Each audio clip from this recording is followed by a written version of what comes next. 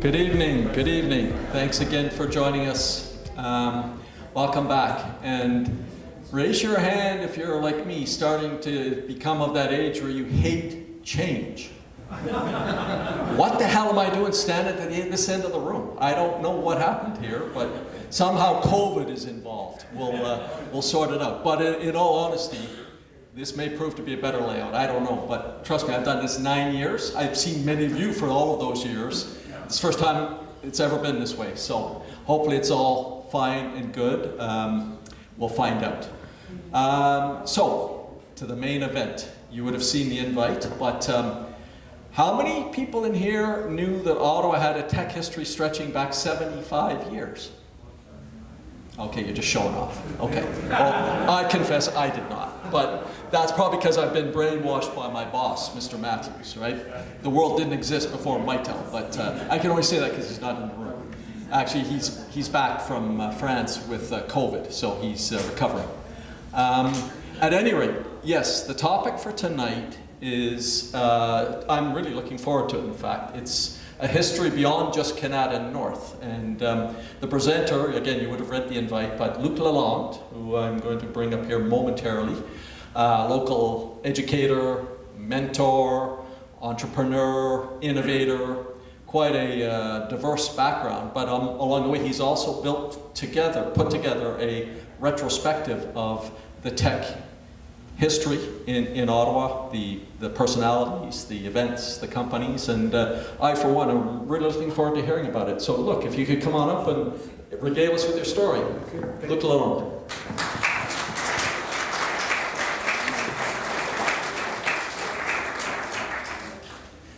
Thank you so much, Steve, for the introduction. Can everybody hear me in the back? Just raise your hand. Good. I'll be speaking a little louder just to make sure that my voice carries to the back of the room. So it gives me great pleasure, and it truly is an honor to be presenting this story tonight, particularly to this group at this location. And I wish one of the persons in this photo would have been here this evening, but unfortunately was unable to join us. How many of you recognize that photo? Okay. Anybody want to venture a guess what it is and when it was taken? Mitel, 1950. No, not Mitel. Newbridge, yes. 1986, actually, just before Christmas. And I picked this picture for a particular reason. This is called the Newbridge 55 photo. In fact, there's a web link, which I find fascinating that you can find, that has an identifier for every person in that photo. So in the back there's Jim Roche. On the far left there's Conrad Lewis, Mike Pascoe, Terry at the front, and Laurie McGuire at the front desk. Now, why did I pick this picture? In a way, it's at the midpoint of the 75 years that we're coming upon in terms of Ottawa's tech history. It was taken in 1986, so roughly 37 years or so after CDC was founded, but almost 37 years to 2023 when we're going to have the 75th anniversary. And in a way, the photo is symbolic to me. We have a photo of Newbridge just embarking on its adventure, and what an adventure it was. So they're looking up to us towards the future, and here we are looking down at the past. So I find this midpoint picture to be quite compelling, and I wanted to kick off tonight's presentation that history is not just about past stories. It has a defining moments that make a difference for possible futures. So just to make a well, speak of which, thank you. Hey, look who's here. The wheels of industry have to go. Thank you, Terry, for being here this evening. We just featured some probably recognizable faces there, Terry. Bob Bloomfield, Mike Pascoe, Pat Power, the whole gang is there. So, so I'm not a professional historian. I'm just somebody who has a passion for innovation and a deep curiosity about origin stories of technology founders. I'm always curious to find out what is it that sparked somebody to pursue an idea. And often those are really telling in terms of what are going to be the future pathways for these founders, are these origin stories. So before I kick off, I just want to acknowledge the Bytown Museum for first inviting me last year to give a little presentation virtually. The Bytown Museum, as you know, is a local Ottawa-based museum, and I highly recommend checking them out. Also want to thank the Canada Science and Technology Museum, I'm going to speak about in a few moments. I also want to point out Jim Bagnall's writing on the tech history in Ottawa. Jim, as you know, recently retired from the Ottawa Citizen, and he's been covering tech for as long as I can remember, and I've always enjoyed reading his in-depth stories about Ottawa tech, and also, you know, a lot of the team members like Bert Hill, Vito Pigliacci, and Pauline Tam, among others. And also the Ottawa Business Journal that's been covering tech history for a long time. And I don't know if they're here tonight, but I also want to make an acknowledgement to Denny Doyle, Jeffrey Doyle, and Glenn McDougall. As you know, they are the ones who came up with these family trees of Ottawa tech companies. I mean, these are, if you've never seen a poster of the Doyle Tech family tree of companies, I highly recommend it. They are really stories in themselves. Basically, it's like this huge family tree connecting founders to all the companies, and I'll be talking a bit about that this evening. So, next slide. So this is where I got inspired. Luckily, in 2014, I got the opportunity to visit the back rooms of the Science and Tech Museum on Lancaster. And this is, you might recognize that big globe. That's the big Rand McNally globe that, you know, we remember going to the Science and Tech Museum. We used to see that all the time. But at that time, there was a lot of things in storage in the museum. So luckily I met one of the curators who took me for a tour of the back rooms, and he took me to a special section that he normally doesn't give a tour of. In that section were Ottawa technology artifacts. So think of Nabu, think of some of the first BNR phones, Mitel. It was all there, I couldn't believe it. I mean, they were literally covered with plastic. And I just thought it was kind of a shame that so many of these incredible artifacts were under wraps and not being showcased in the main museum. And part of the reason is the main museum didn't have a lot of space to present. But when the curator mentioned these products, he told me more about the stories of the people behind the technologies. And that's what really captivated my imagination, is hearing about all sort of the background, backstories, side stories that were embedded in these products. And one of these products was, anybody recognize that circuit board? What company could have probably, this is a prototype by the way, maybe not recognizable. Now if I told you it was a modem and data terminal, who do I hear? Gandalf. Yes, Gandalf, exactly. So that was a Gandalf circuit board, probably circa late 70s. And again, I'm always looking for metaphors in terms of telling stories, and I particularly like this product story. So on the top end of the circuit board, we have a bunch of integrated circuits, but underneath you see a bunch of pins and a very intricate weaving of wires connecting those pins. And the curator of the museum was telling me that when they first did this prototype, they actually went to professional weavers and artisans in Ottawa to figure out, you know, what would look like, well, it is a complex wiring diagram that they had to actually do in person. So in a way, it represented to me new tech and old tech together. So I thought that was a very powerful metaphor, and one that I think captures very much the story of tech in Ottawa. So let's set the scene for Ottawa's tech history. I'm going to start at the height, the peak. Who remembers maybe back in '99, New Year's Eve, going to the Westin Hotel, going to the Oakry Techno Strut celebrations? It was really kind of like the heyday of Ottawa tech.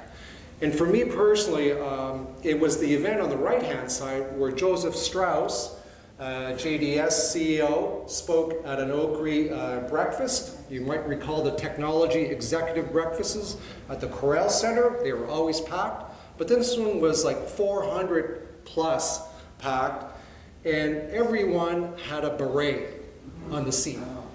And Joseph asked everyone in that room to put his trademark beret on their heads. And it was just like wow, it really felt like, you know, the good times would happen forever.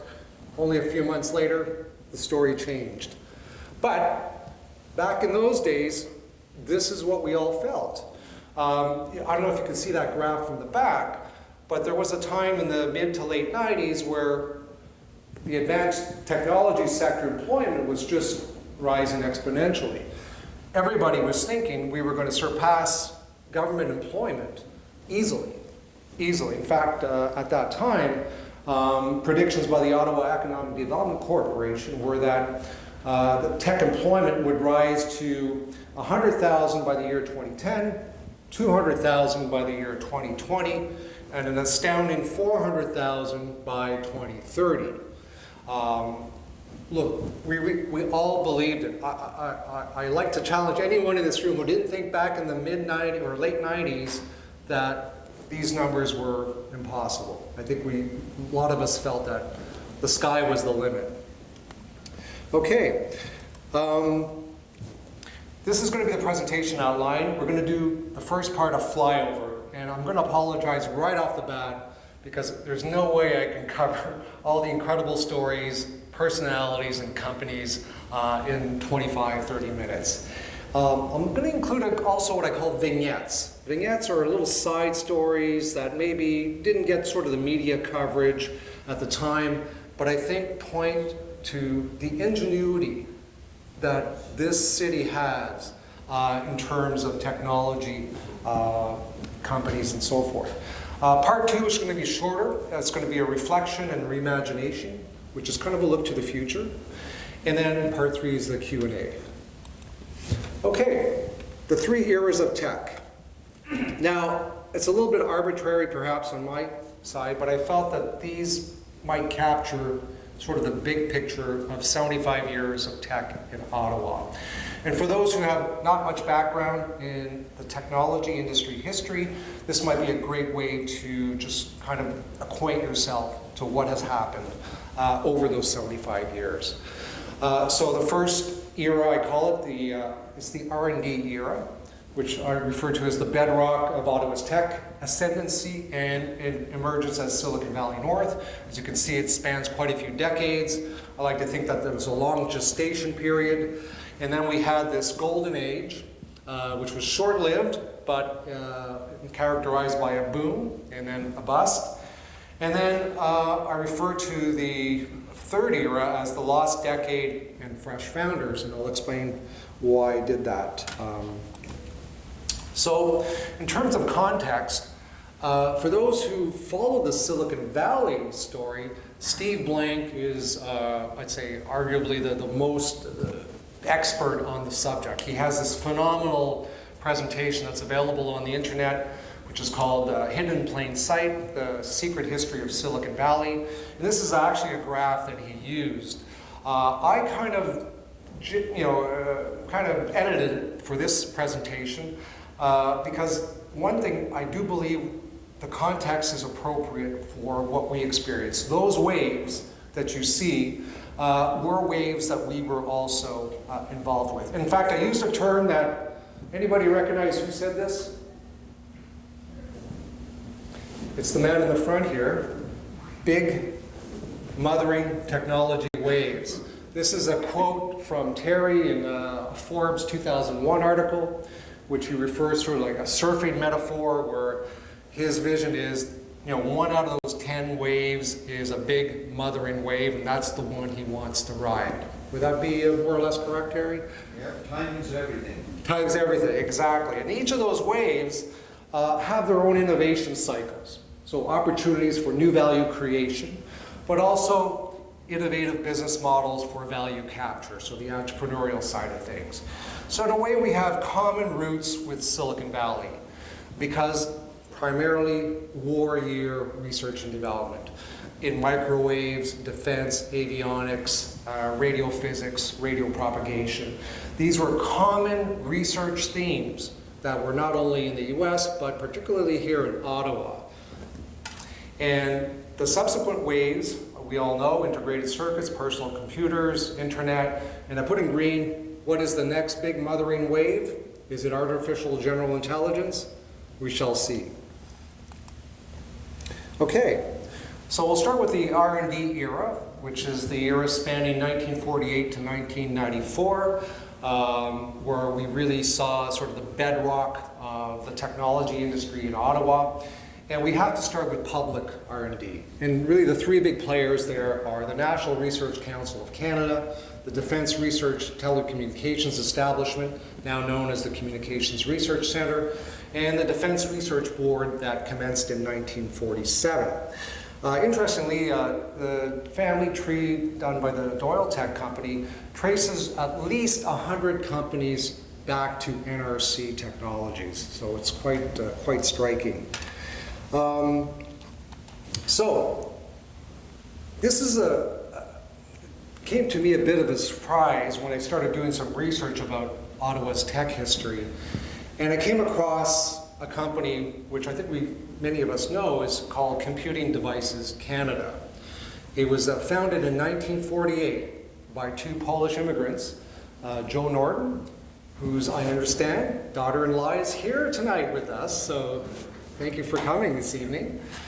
And George Glinski, the second fellow on the left, who went on to the University of Ottawa and was known as a bit of a legend in the Faculty of Engineering there. And the third founder was Peter Mahoney, who was really the business lead. Now, Computing Devices was primarily a defense contractor.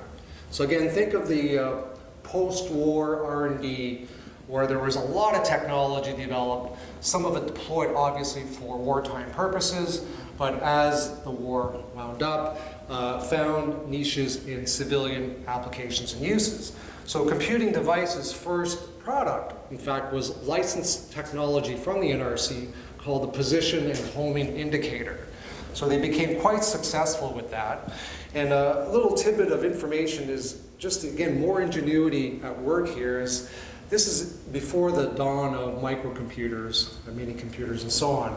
So Computing Devices actually created a computer of sorts that spanned, I think, 10,000 square feet, made with something like 8,000 vacuum tubes.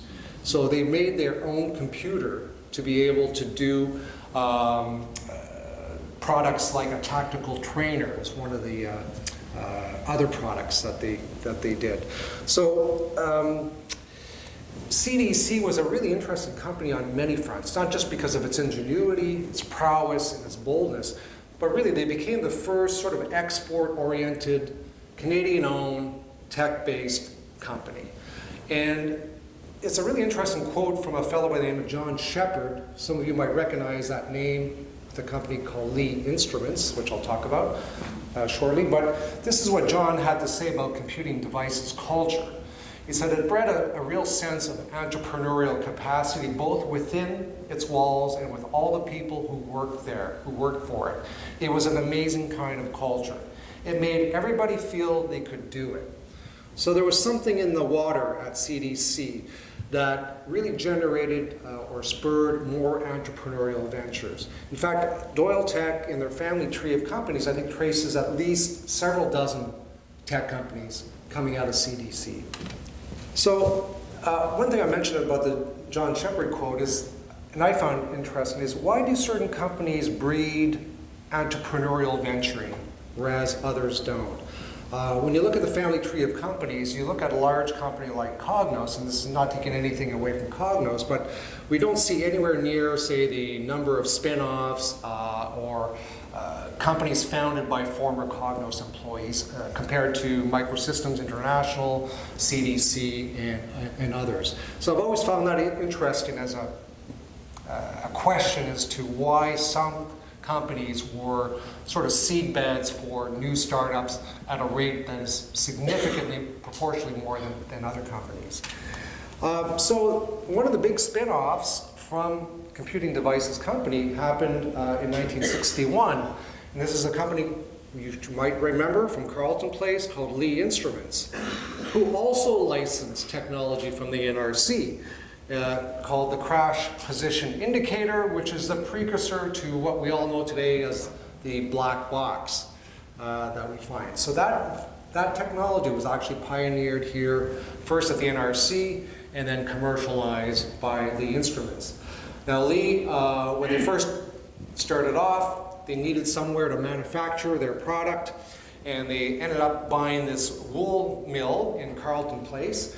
And I understand that the first money into Lee Instruments was none other than the McLaren family, who arguably could be considered one of the first venture capitalists in the Ottawa region. The McLaren family wrote a check for $75,000 back in the day, when that permitted the founders of Lee Instruments to scale up their operations.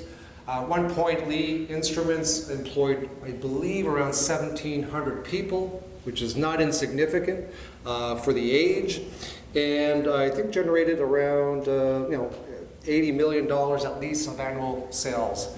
So a really amazing story. I'm going to mention also notable tech companies during this era of 1948 to 1968. And what strikes me when I look at this list, many of them you'll recognize, is there weren't a great deal of them. In fact, when you think about 1948 on to about 1981, there was only about 80 technology companies in the greater Ottawa region, which you would think, there would be a lot more founded in those 2 decades. And some of those companies, in fact, were US-based. Northern Radio Manufacturing was actually a US company which had operations in Ottawa. Sperry Gyroscope, I believe, were in Rockland, in the East End, again, a US company. I mentioned Gilline Instruments out in Smiths Falls, the Instruments in Carleton Place, and of course Northern Electric, which I'll talk about in a moment. And of course Digital Equipment Canada in 1962, setting up at its location on the corner of March. Is that correct, Marianne? They're originally It was in Carleton Place. Carleton Place, They okay. couldn't get enough employees then. And then they moved into Canada and started to really grow. To grow, yeah. In fact, I think they were the biggest employer in Canada at the time. Would that be? For a while, yeah. For a while. So that would. Started in Carleton Place, though. So With Denny Doyle. And with they- Denny Doyle, great. And they kept the bus from Carleton Place right up to the time that they were closed. And they were closed so that the #1 manufacturer in the whole company, the company decided to invest instead in Ireland because they were getting some benefits there, and they closed the Canada plant. All down. So yeah, and Denny, who was also a former employee of the Defense Research Telecommunications Establishment, so there's a really interesting interconnections here between the federal, the R&D, and this wave of companies here. So the next big defining moment was when Northern Electric decided to establish its R&D presence here in Ottawa after purchasing 75 acres of land from the NCC. My understanding is that Northern Electric at the time, pre-1958, did not have much history in research and development. This was because of its association with AT&T and Western Labs, which they were really following. That was the umbilical cord in terms of their manufacturing. But in 1956, there was a defining moment, I'll call it a discontinuity, when antitrust legislation was brought in to basically break up the AT&T monopoly. This basically let loose Northern Electric. And an important decision was taken in 1957 is what to do at Northern Electric. Either pursue a research, its own research, or shall it continue licensing technology from other companies? So the momentous decision was made, and land was purchased, and here was born Northern Electric's Research and Development Labs. The two main groups, if you wish, are the Art Research and Development Center. I know the image is not clear, but this is taken from a 1965 advertisement in the Ottawa Citizen. The second group is, of course, the Advanced Devices Center, where fabrication manufacturing was going to take place. And a little tidbit of information. Terry, I don't know if this is correct or not, but I understand your consulting business after MIL was called Advanced Devices Consultants. Okay, any connection? Well, no connection, except that wasn't the name they used anymore. No, but back in the time, right? So this would be like 65, so just to give you the... ADC and like Advanced Devices Center, right? Right. All this land was licensed from the NCC. That's correct, yeah, and licensed from the NCC, yeah. Right. So, so this was the original, so Belleville had a presence of Northern Electric at that time. A lot of people moved up from there, from Montreal. But when you think about the hiring at that time, why Ottawa? Well, don't forget, remember I mentioned about the amount of public R&D that was taking place at Shirley's Bay, NRC. So there was this incredible talent pool of people. Plus, of course, there were the two universities, Carleton University of Ottawa, that's another source of talent. And then also, Ottawa was seen as a really wonderful place to move to, particularly many young families coming to Ottawa. There was a quality of life to the city that made it very attractive. So on many dimensions, Ottawa was a fantastic place for Northern Electric to establish its R&D labs.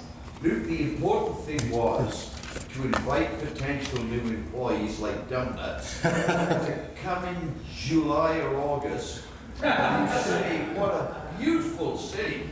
You drive down that parkway and say, good God, this is somewhere I want to live. January, you say, holy Jesus, did I make the right move? And that year, Terry, would be 69. Well, here's the interesting thing that many people can relate to. I was offered triple the salary I got in the UK. Not difficult as a young person to say, that's a pretty good increase. And then to visit Ottawa and say, what a beautiful city. That parkway is dynamite, fabulous. And you take the job. Not difficult to understand. Absolutely. And so, and as you point out, like NRC, CRC, this was a tech center. It was a hop-in place. And by the way, it still is a tech center. Very much so. So Terry refers to that famous visit in 1969. And I remember reading an article about your drive down the Parkway and somehow captivated you at that moment. Now, Mike Copeland was already in Ottawa at the time. Same issue, though. Same issue, yes. So the salaries, in fact, Terry's absolutely right. What they were paying in these jobs was double, triple what a British engineer would be making at Plessy, right, or for whatever. Yeah. So, you know, we call it sort of the British invasion at the time because it was this incredible talent pool. Dick Foss, and so many other names. I can't count how much talent came to Ottawa during those years.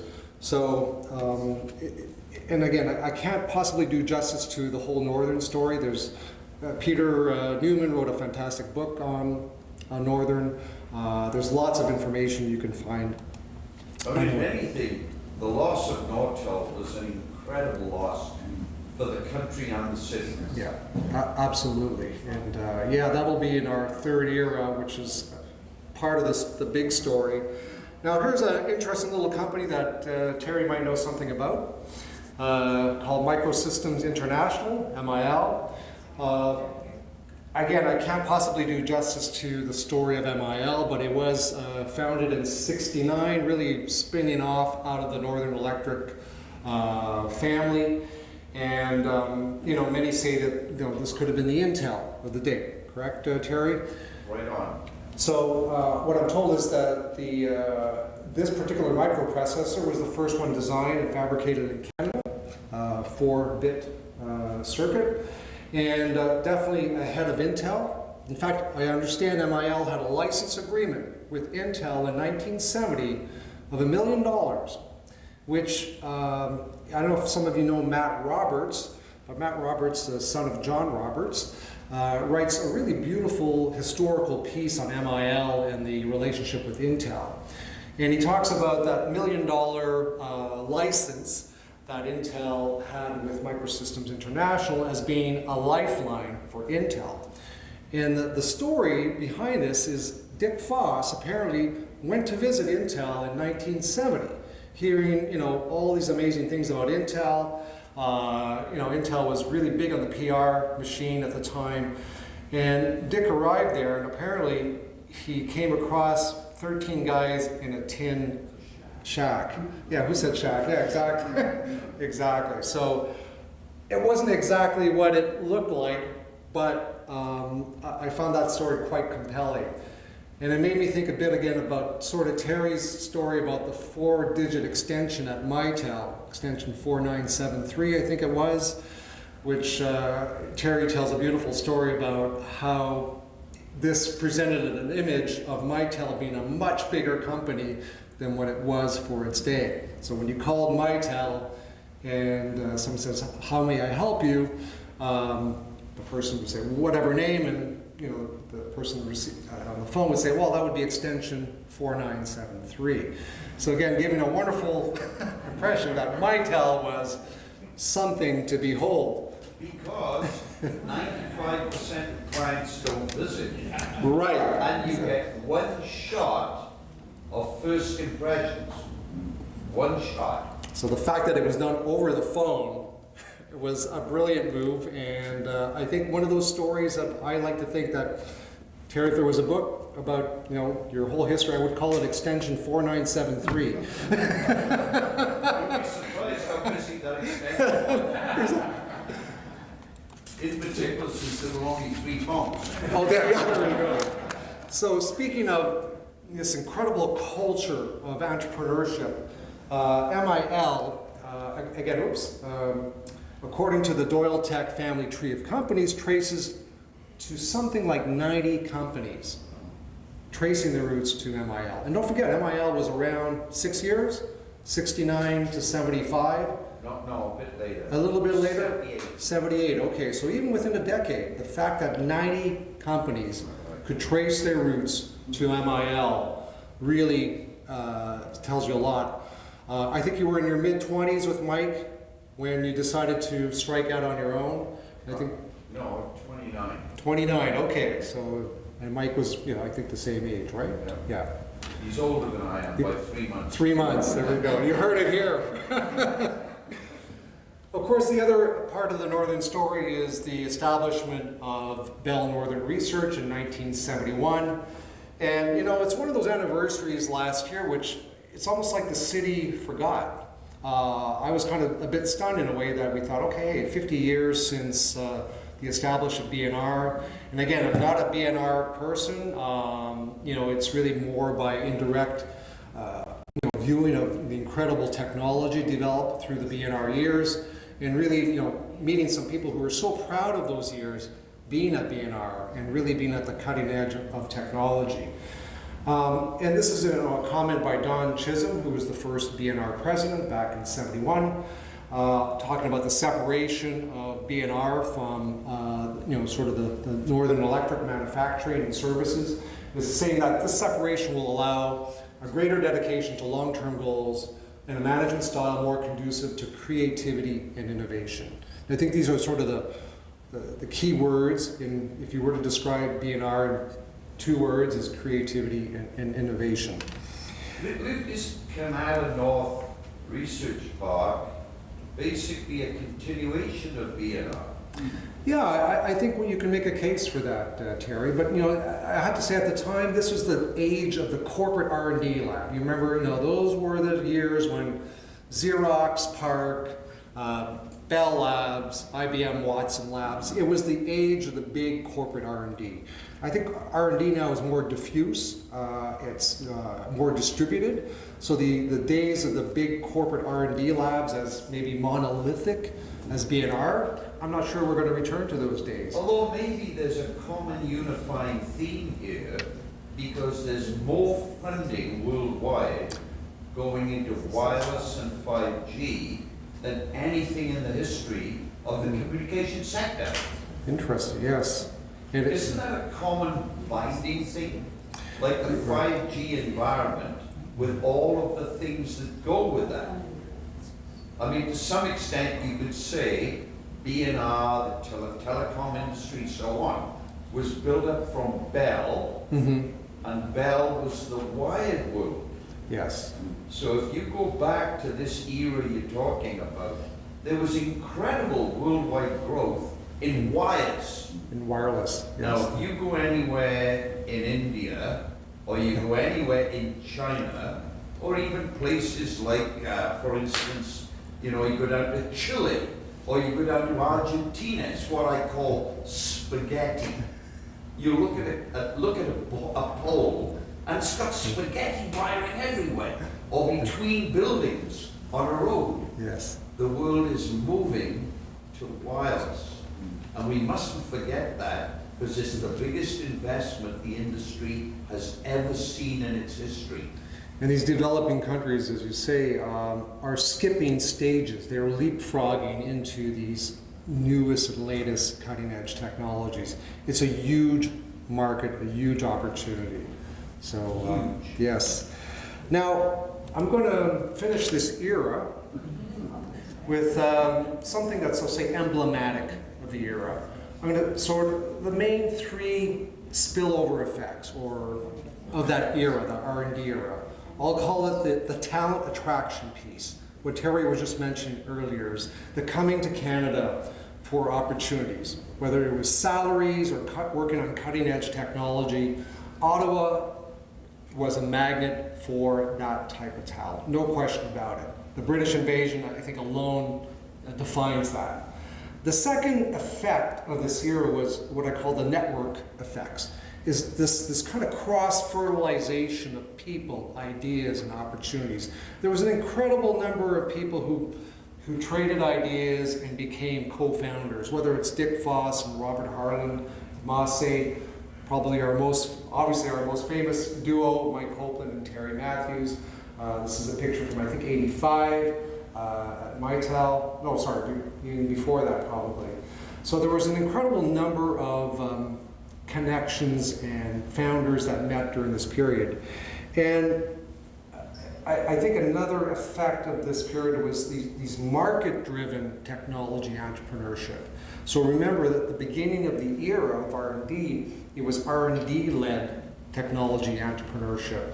But by the end of the era, I would call it more market-driven visionary entrepreneurship, which I think Terry and Mike symbolizes and represents. Luke, a little fun. Sometimes Mike actually listens. Who's speaking there? Are they both talking? We're not sure.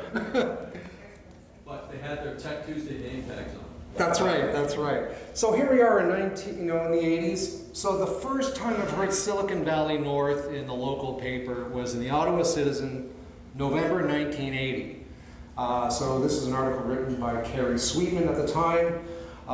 So there was, you can't obviously read the text here, but it's actually accessible if you go through the Ottawa Public Library. They have this fantastic service called ProQuest. You can go back to like 1876 and do keyword searches on any tech keyword you want, and it's amazing, you'll find articles like this. Interestingly enough, 1980-81 was also when New York Times first used the term Silicon Valley North to describe what was going on in Ottawa, and holding Mitel as sort of the exemplary of sort of the boldness of the tech entrepreneurship happening in Ottawa at the time. And just to compare notes, the first time Silicon Valley in the California version that term was used is in 1971, just to give you a sense. So again, I apologize for the poor quality of this map. This kind of gave you sort of the geography, what tech looked like in 1981. Already you're starting to see sort of the main clustering happening in the Canada sector, of course, around the Bells Corners, Moody Drive area, but there's also a smattering of other tech companies around the Richmond Road and a few in the East End. But this is what it looked like in 1981, by the way. So if somebody were to draw a technology map, this is what you would probably find. So again, remember I was saying there was only about 80 or so tech companies at that time. But although there would be about 15,000 employees. Okay, so notable tech companies. So remember I was saying during the first 48 to 1968 period was kind of a slow, but by 1969 to 89, we have many of what we recognize are iconic technology companies here in Ottawa. Obviously Mitel, Newbridge, Corel, but there were other companies like Alphatex in 1969. That was really doing cutting-edge stuff. Epitech Electronics, long disappeared. Lumonix, of course. cutting edge on the laser side. Gandalf, Norpac, Dynalogic with the Hyperion laptop, which was was an incredible piece of engineering. SHL System House, Moss Ace Electronics. Anyways, the list goes on. Calamus, Tundra. So some of these I put in brackets because the names have changed. Canaxis was originally called Cadence Computer. Quasar was now called Cognos, now IBM. And of course, Quantum Software, which then now known as, or QNX, now BlackBerry. So, a little vignette before we get to the next stage. Anybody recognize this person? If I said he is the father of an industry that has a global market of about $275 billion, does that ring a bell? Anyone? I didn't know this either. But again, the Science and Tech Museum pointed this out. This is Dr. Roger Tomlinson. He's considered the father of the Geographic Information Systems, GIS. This is where it started, here in Ottawa. Who knew? So in terms of spatial mapping, we all know MapQuest and Google Maps, but the original technology was in fact pioneered by this fellow, Roger Tomlinson. And the interesting story there is that it was a project he had with the Canada Lands Inventory in 1961. And here's a case where a public servant can make a huge difference in shepherding sort of the next wave of technology through a procurement. I forget the fellow's name, but he was, maybe I have it in my notes here. Lee Pratt was a young public servant who was responsible to do this mapping project. But he took a chance on somebody who wanted to use computers to overlay mapping data. And Roger Tomlinson is the one who pioneered this. Now, he's quoted as saying that the early days of GIS were very lonely. No one knew what it meant. My work has certainly been missionary work of the hardest kind. So he toiled for at least a decade before anything took off in the GIS industry. Ottawa still has vestiges of GIS. We have some world-class geomatics, GIS, and remote sensing companies here. So it could have been a cluster that could have grew at that time, but it didn't have the same entrepreneurial zeal. I don't know if that's the right way to put it, but there were very few people at that time who seized the opportunity of applying computer mapping in this whole emerging field of GIS. Now GIS is a huge industry. The second vignette, some of you might recognize this person. Anybody? Anybody? Debbie Pinard Mytel. Debbie Pinard Mytel. Now, we didn't know this at the time, but there was a story in the Citizen back, I think in '99, that actually listed the top 5 inventors in Ottawa. And the top inventor, in terms of being named on patent applications and issued patents, was none other than Deborah Pinard, who I believe at the time had 24 patents in her name, all of which out of Mytel. And when you consider that this is a field that was dominated by men, the fact that Debbie was at the top of that list is an impressive achievement. I believe Debbie... The technology that today you call Facebook was a Mytel patent by Debbie Pinard. Did everybody hear that? How about that? Yeah, that's quite a... Perry, you might want to mention that to for those in the group in the back. Yeah, maybe people don't realize, but Debbie Pinard, very bright lady, worked in Mytel, and about 1997, working with the R&D group in Mytel, patented what today is identical to Facebook. They paid $20 million to keep us away from the courts. Now, $20 million sounds a lot. It's almost nothing compared to the today valuation of Facebook. But that's Debbie Pinard. She's dynamite. Yeah, absolutely super impressive. Debbie has went on, she left Mytel in 1999. I understand she's the one who pioneered visit to Mytel days for young girls. So I think on the year she left, about 120 young girls went to Mitel to understand everything about design, fabrication, and she certainly has been a leader in women in science and engineering. I believe she also co-founded a startup company with her daughter not too many years ago. So truly an amazing story is Debbie Pinard. Okay, end of an era, start of a new era. I would say the trigger here probably was the Netscape Communications IPO, famous IPO, initial public offering in 1995, which really was the start of the dot-com boom in the US. Ripple effect in Canada was this story. I remember, and I know Terry, you have a story here as well with Antoine and Skystone, but for many of us who are not that familiar with what was going on in the technology world, I was still relatively new to it, but this came on like an explosion. It's like, so Skystone, which I believe at the time was probably 30 or 40 employees, it did not have a full product out yet that was commercialized, was acquired by Cisco for upwards of 100 million or more US. This is back in 1997. I remember going to a group called High Tech Entrepreneurs Association at the NRC.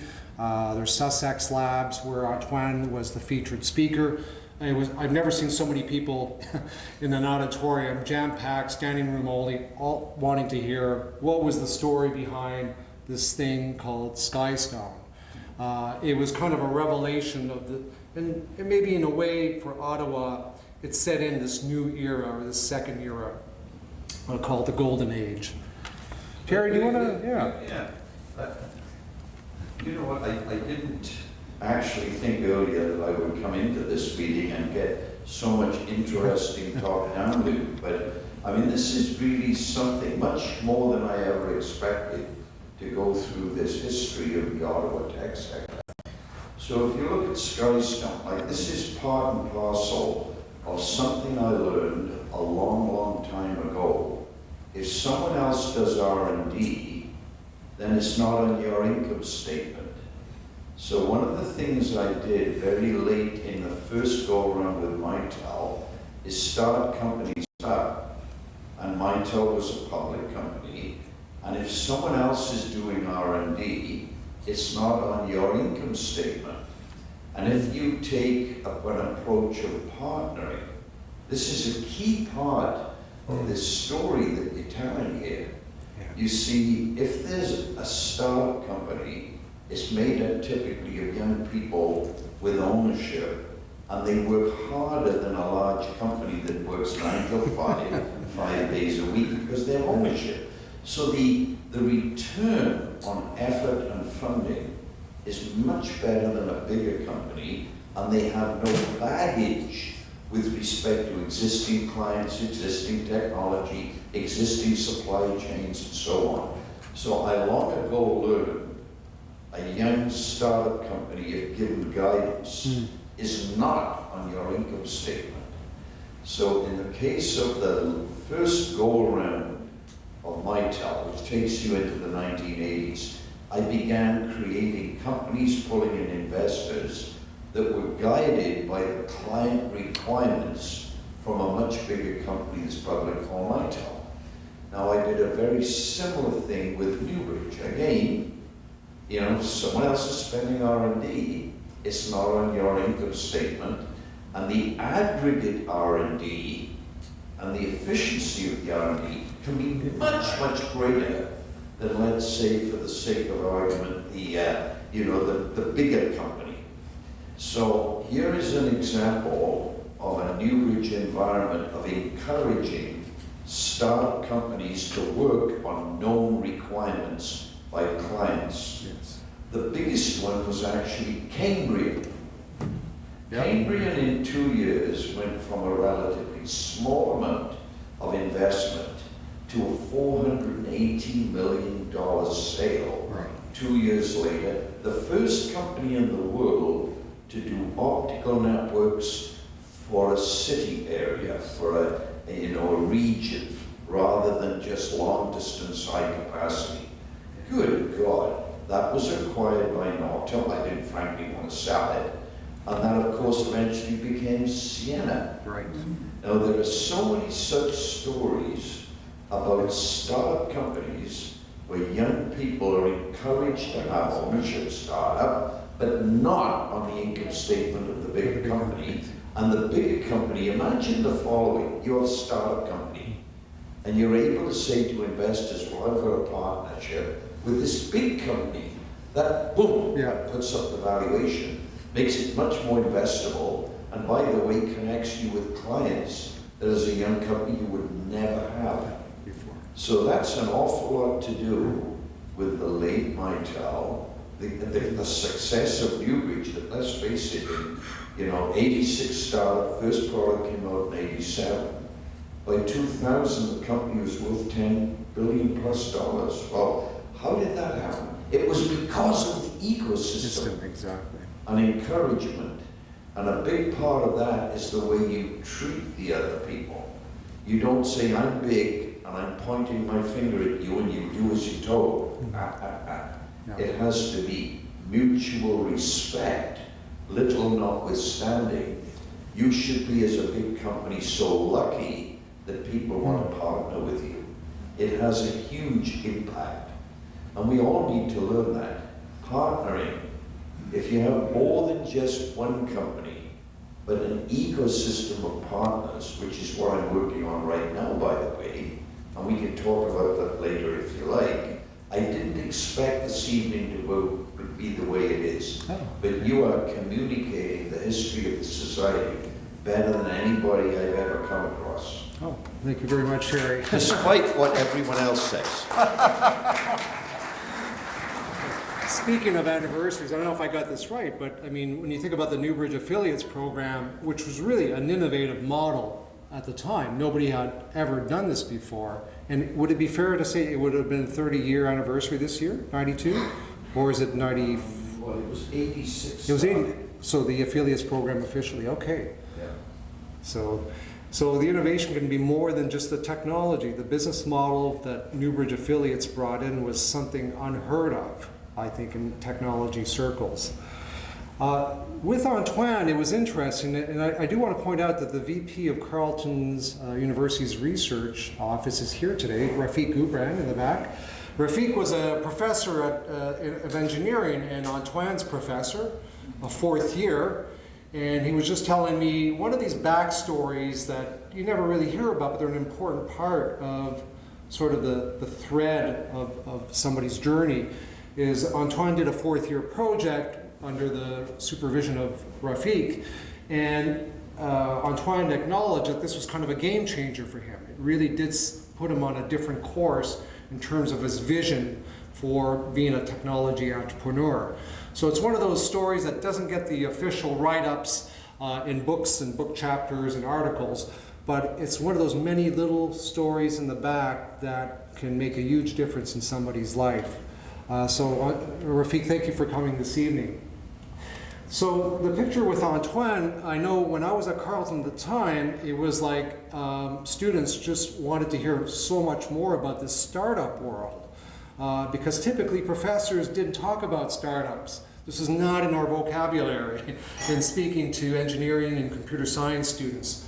But the story of Skystone, I think, with help with Rafik, and I was certainly getting the word out to students and thinking about, well, just don't come out with your degree, think about what you can do to maybe change the world.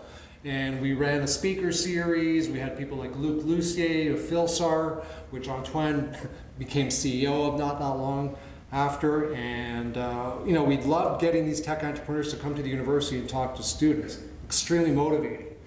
So this precipitated this wave of venture capital and angel investment, the likes of which Ottawa had not seen before. So with Bitech Management, Mike Copeland, Capital Alliance Ventures in 94, Celtic House Venture Partners, Terry in 94, Sussex Capital, Mike Potter, Cognos, and of course Skypoint Capital in 98. And of course the angel groups formed at the time. Out of Nortel were the Purple Angel, Reiner, Paddock's Band of Scoundrels, great name, and the Ottawa Angel Alliance. And of course, the most sought after ticket in Ottawa in the late 90s was a ticket to Mike Caughey's Technology Venture Dinner at the Rideau Club. So you can see kind of this weird sort of increase in venture capital. 95, well below 100 million per year, jumping to just under 200 million in 97, then 99 over 200 million. Then we had this really ridiculous year, 2000, 2001, which I would say probably had more to do with sort of the photonics craze. There was a tremendous amount of venture capital going into photonic startups like Zenastra, Innovance, Saba, Meriton, among others as well. And not long after the bust, VC went down considerably. So any growing innovation ecosystem needs professional service providers. You know, we talked mainly about tech founders and companies so far, but I think it takes really a village to make an innovation ecosystem tick. And I'm going to, salute those early service providers who were there in those days when startups were starting to happen, technology companies were growing, and pointing out, for example, the Royal Bank Technology Banking Group, and I know there's some RBC people here today if you want to raise your hand. Thank you. You were definitely, Andrew Arnott and Ray, in those early days with Jim Blattman and Christine McCready, they were there at almost all the tech networking events you could think of. There was always somebody from the Royal Bank's Technology Banking Group. Over on the accounting side, Deloitte's was ever present. KPMG to some degree as well. But certainly Laurie O'Neill, Carol Paradine were sort of constants at these technology networking events. And of course, on the legal side, LaBarge Weinstein, I think without a doubt, was probably the law firm that was most front and center with the startup community, at the time when they were just founders with very little money, seeking their first angel round or venture round. LaBarge Weinstein stepped up to really fill a niche to help technology founders. And of course, on the real property management side, Bronwyn Hines, who did a terrific job at the Canada Research Park in terms of the incredible expansion of tech businesses in Canada North. And also on the marketing communications side, I was just asking someone earlier who stands out on the marketing comms.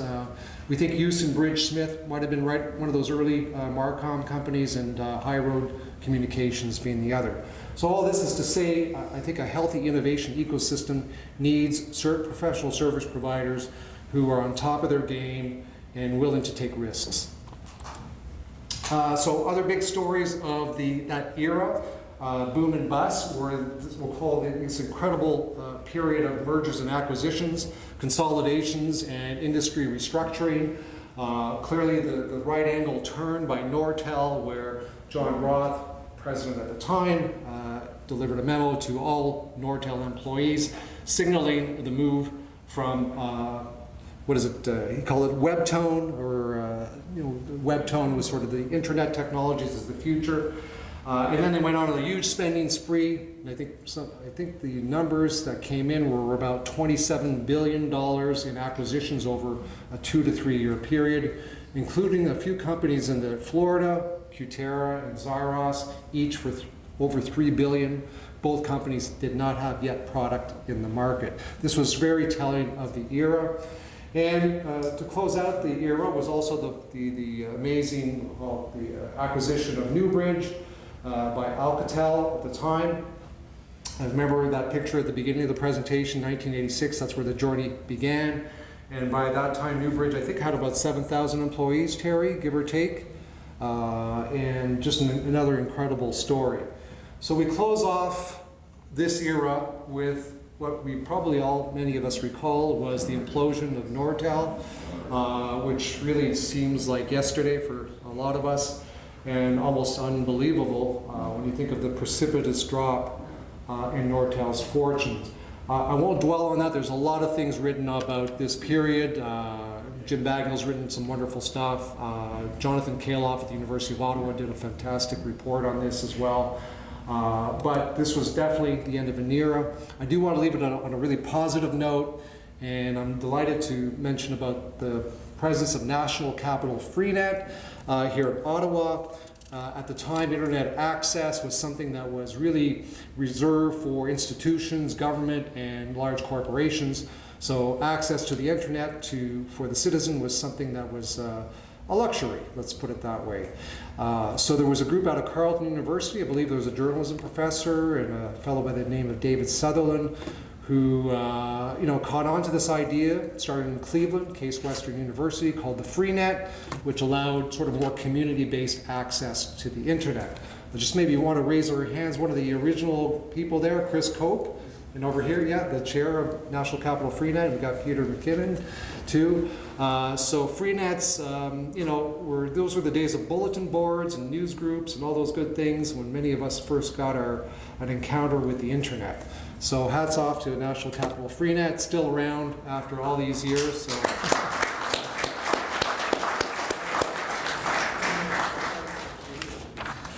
Okay, so now we're into the last era, which I really had a difficult time defining.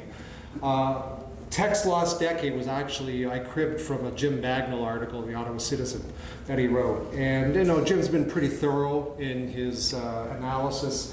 And I think this is the appropriate term for the years following the stock implosion at Nortel and the disintegration of the company. And then I mentioned about the fresh founders, which is this next wave of tech founders typified by Toby Lutke and Shopify. I wanted to juxtapose these two images because I think they reflect this third era. One is the demise of Nortel on the left, and one is the rise of this new generation of tech founders who are talking words like Web 2.0 and e-commerce.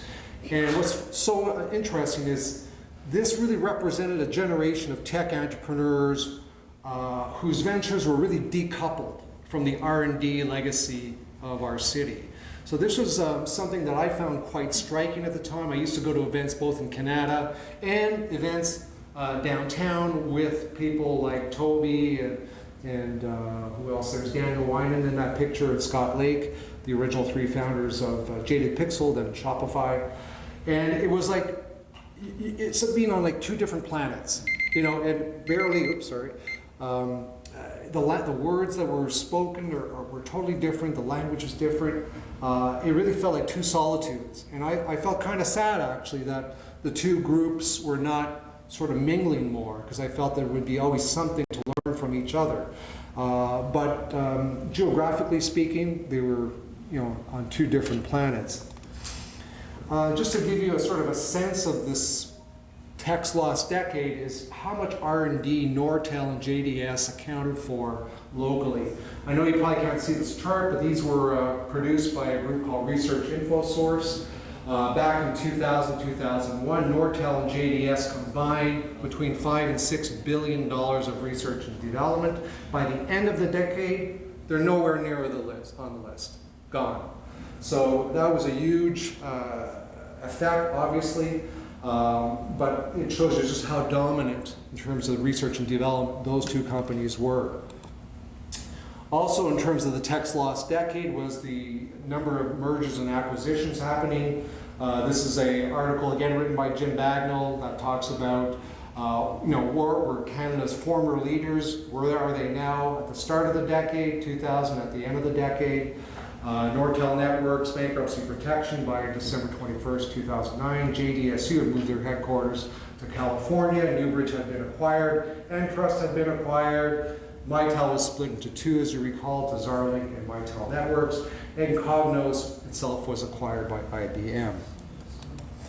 So this was, for me, a personal moment where I really saw this transition from sort of the Nortel, this tech lost decade, this R&D sort of legacy to this new generation. There were two events back to back in March of 2007. And I remember these very distinctly because the first event was hosted by Oakry, now Invest Ottawa, and it was an event called Building Silicon Valley North Bit by Bit. It was really the who's who of technology was there. In fact, Gary was one of the speakers. There were people like Larry O'Brien, Ben Mayer, I believe. Antoine Paquet was also speaking. So it was really a who's who. So this is at one end of the canal at the Weston, and that was on the Friday. The next day at Carleton, myself and another professor hosted a group called Bar Camp. What the heck is that? Well, these were really, we'll say, tech geeks and nerds who talked Web 2.0 language. And there was a fellow there by the name of Toby Lukey who showed up at this event we hosted at Carleton on March 31st, 2007. He was then CTO of Jaded Pixel, and he was talking about something called Ruby on Rails. I had no idea what he was talking about, but he was saying, okay, this is something that's coming down the pipe. It's going to be game-changing, and we're going to be creating the best e-commerce application on the planet. Who knew then, March 31st, 2007, that we were looking at really the early days of Shopify? Nobody could have predicted back then. But to me, it was just this very strange, again, juxtaposition of these two different worlds of tech of Ottawa. And it was inevitable, and I think this next generation of tech founders were going to go in this direction.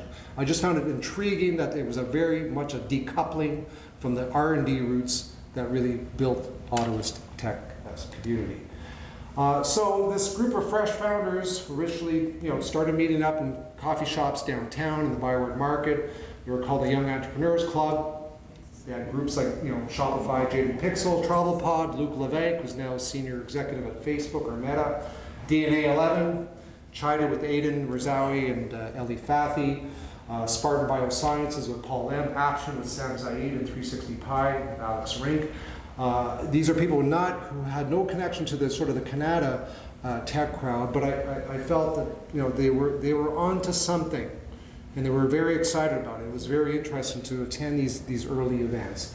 So fresh founders, like I say, I wish there would have been more intermingling. I think it got better over time, but it was definitely two solitudes of tech in Ottawa. I want to end this era because I did mention a question mark at 2022, which I'll finish with the last part of the presentation. But I do want to make an acknowledgement to the independent inventors out there. So this is kind of the quiz part of the presentation. There's 5 products here that are home brewed. Let's see who can identify the top right product. Anybody? Oh. Any questions? Very good. Excellent. Okay, yeah, 20Q. Who didn't have this, with your kids doing the 20Q thing? This sold, millions of revenue. Very, very successful product. How about bottom right? Anybody recognize that one? Yeah? Absolutely. ProSlide, again. Designed, fabricated in Ottawa, over 700 installations worldwide. A super success story. What about the middle one? Anybody recognize? That one's a tougher one. I don't know if you can see that, but there's a coffee cup there, but there's a fireplace. Does anybody kind of get that one? Yeah, very good. Yeah, the Javalog. So that's rod spools with robustion. The Javalog made from coffee grounds, a very successful product. The husband and wife team now run another company locally. What about the top left one? Okay, WeVibe. Okay, so another very successful product, conceived, that use of word there. Yeah, here in Ottawa, a very successful product. And the bottom left, more recent. Anybody recognize that one? Instant Pot, yeah. So absolutely. So hats off to the independent inventors, showing the ingenuity of their talent with these, world-beating products. Okay, part 2, and it's just going to be quick because I know we're running over time, Steve, so we're good. I want to talk a bit about, how this history really makes me think, reflect, and I'll use the word reckoning. I like the word reckoning a lot because it reflecting and sitting back and thinking, oh, okay, isn't that, wonderful memories, isn't that great, Reckoning is like, okay, where we came from. It's our origin stories. It's what can we draw from the past right now in the present that we can make a difference for the future and the next generation of founders to make Ottawa a fantastic city to start and build a tech company. So I think we owe more than just recognition. I think we owe a debt of gratitude, but also when you think of Terry's stories and all the other stories, to say, what drove them to do what they did. and how we can learn from that and how we can play a role to enable and empower the next generation of tech founders. So I really feel that the pandemic, in a way, marks an end of an era, the third era of tech in Ottawa. I view it as a discontinuity. So it's not a subtle change, it's an actual discontinuity. It's going to change whether we like it or not. And how is that going to affect things like talent attraction? What does it mean to attract the best and brightest Ottawa?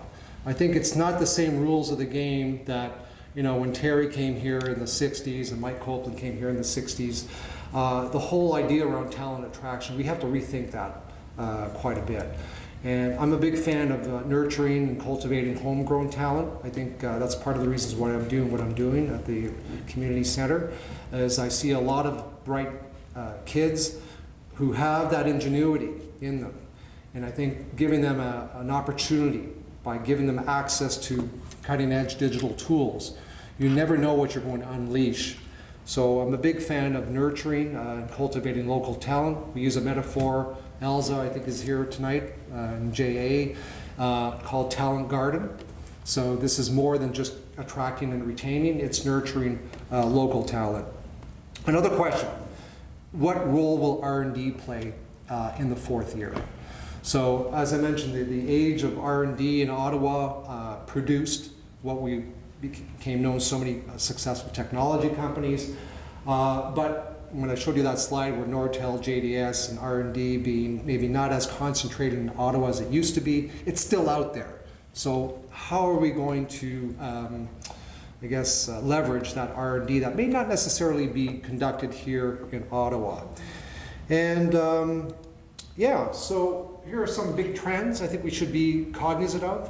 I really like Brookings Institute. They really produce some wonderful reports. I kind of partial to this one. It was just published in March of this year. It talks about this trend in superstar cities. And I think this is a trend we should be mindful of. Is in this particular report, they mentioned 5 US cities that accounted for 90% of the growth of their innovation growth, accounted by 5 cities. Those 5 cities are Boston, where we go, San Diego, Seattle, San Jose, and San Francisco. From the years 2005 to 2017. So this notion of superstar cities being sort of, you know, super magnets for talent, R&D, and all that, we need to be mindful of that. And I think we see a bit of this trend here in Canada as well, where Toronto, certainly the GTA area, is certainly getting a disproportionate amount of all sorts of R&D, headquarters moving there. You look at the net growth, net employment growth, it's quite significant. So again, disproportionate. So this is the rise of these superstar cities. Brookings talks about the pandemic trends in terms of work from home, hybrid work. Again, how is that going to affect talent strategies? And just really the changing nature of the geography of tech. And these are 2 books that I highly recommend. The one on the left you might recognize by Dan Bresnitz out of the Monk School at the University of Toronto. I'd say arguably Dan is probably the one policy or academic that has the ear of the federal government. He's recently been appointed as the Clifford Clark Visiting Economist at the Department of Finance. This book has won a couple of prizes recently. And another one I'm just reading now called Out-Innovate, which is a term I like a lot, which means about punching above your weight, and how global entrepreneurs from Delhi to Detroit are rewriting the rules of Silicon Valley. The message here is very clear, at least from Dan Bresnitz and this author, is we need to stop thinking of emulating the playbook of Silicon Valley. That's basically the main message of Dan Bresnitz. And I think it's starting to resonate, at least the policy people. I'm not too sure on the economic development side of cities, whether that message is coming through. So we need a counter narrative, in my view. So okay, what if we start decoupling our thinking around the Silicon Valley gospel? What could that look like? So going back to my point earlier, I do believe ingenuity can reside anywhere. It could be in Ward 13 where I work, which has the highest incidence of poverty in the city. I see a lot of bright kids there with potential. It could be in any neighborhood. So we need to experiment with new approaches of what I call community-based, inclusive or participatory innovation to unleash local ingenuity. And participatory is the key word here. Anyone can participate in the innovation ecosystem. Now, it will look different in Canada North, than it will look like in my neighborhood, which is MacArthur and Saint Laurent. There's no question about it.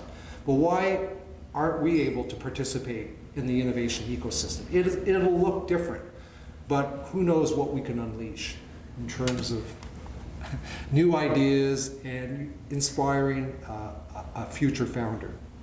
So I'm going to leave it on that note because I don't have a crystal ball. We don't know what this fourth era is going to look like, but I know what we do now will make a difference for what will happen in the future. So thank you very much.